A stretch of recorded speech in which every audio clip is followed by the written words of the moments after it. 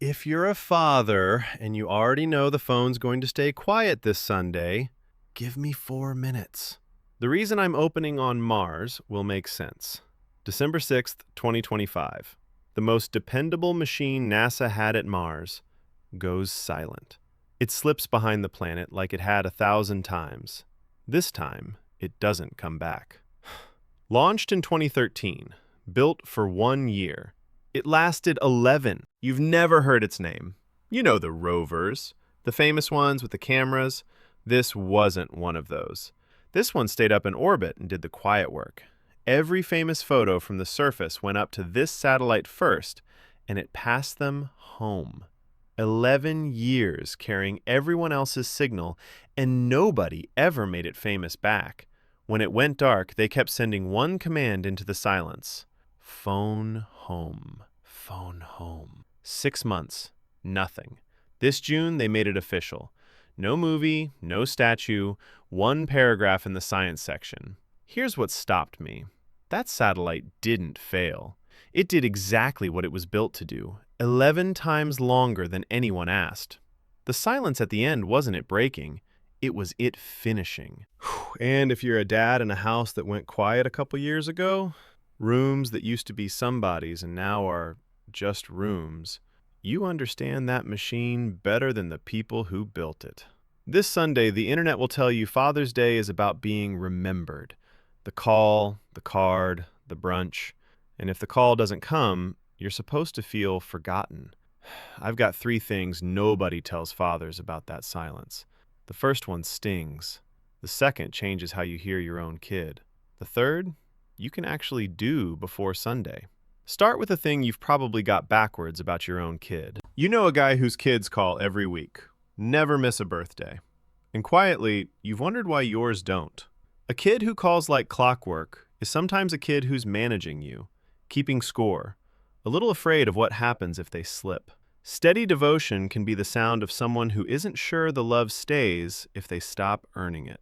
The kid who forgets, who goes 3 weeks without calling, that's often the one who never doubted you for a second. Your love never felt like something he could lose, so he stopped checking on it. A quiet phone isn't a trophy. But be honest with yourself. When you wanted those calls, did you miss him or did you need the proof? That one's uncomfortable. This next one I almost left out. We tell it like the kids left. They grew up, walked out, stopped needing us. Sit with this for a second.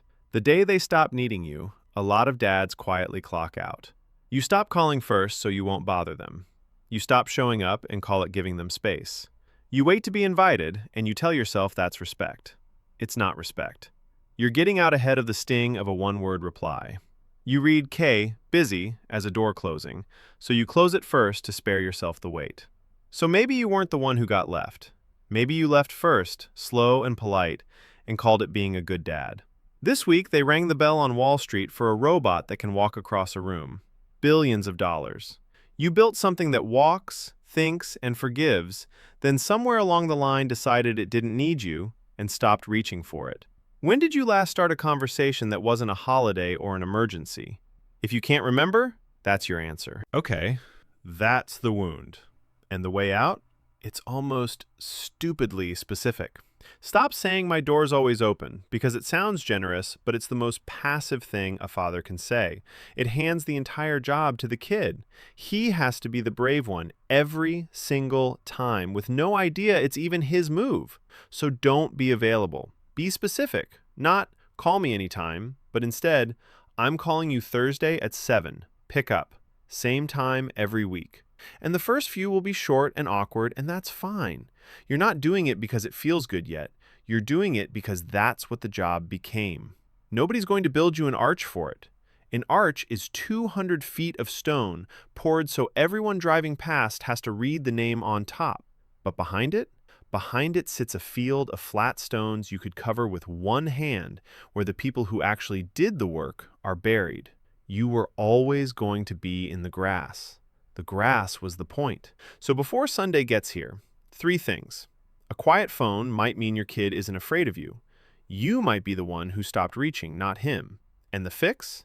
The fix isn't a feeling. It's a Thursday. One more. There's a person out there right now wearing your stubbornness, your laugh, Your exact way of going quiet when you're mad. One day you'll hear it come out of them, and it'll stop you cold. That's not him forgetting you. That's the receipt. You spent years sending everything you had towards someone who couldn't thank you for it yet. It got there. It's walking around. Do one thing for me. Put the day your house went quiet in the comments, so the next dad scrolling at midnight knows he isn't the only one. Then text your kid a time.